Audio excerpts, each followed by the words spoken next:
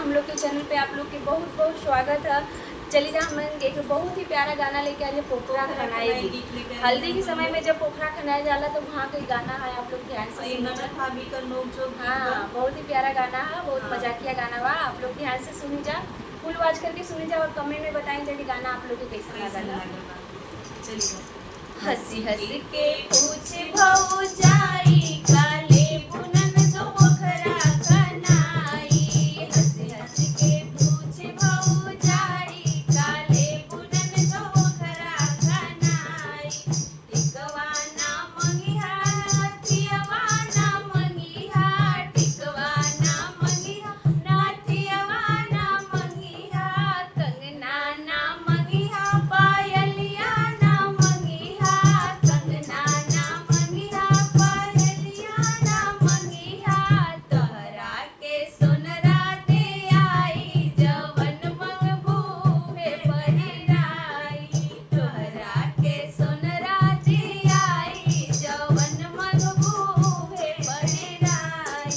हंसी हंसी के पूछे भौजाई काले बुनन जो पोखरा खनाई। हंसी हंसी के पूछे भौजाई काले बुनन जो पोखरा खनाई।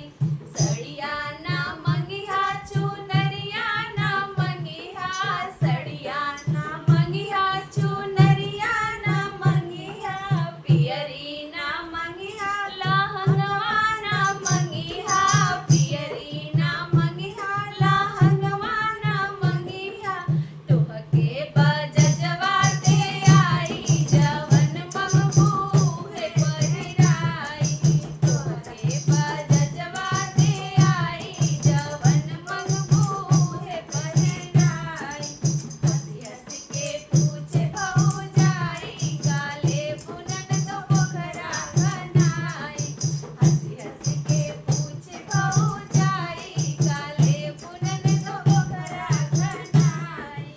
लड्डू ना खैया न तो पेड़ा ना खैया, लड्डू ना खैया न तो पेड़ा ना खैया, बर्फी ना खैया न तो छेना ना खैया, बर्फी ना खैया तो छेना ना खैया।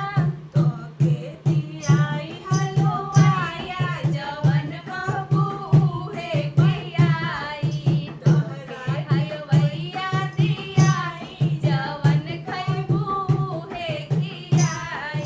हंसी हंसी के पूछे भौजाई काले बुनन जो पोखरा खनाई। हंसी हंसी के पूछे भौजाई काले बुनन जो पोखरा खनाई। दोस्तों जो भौजाई की नोक झोंक होला वो बहुत ही अच्छा लगेला।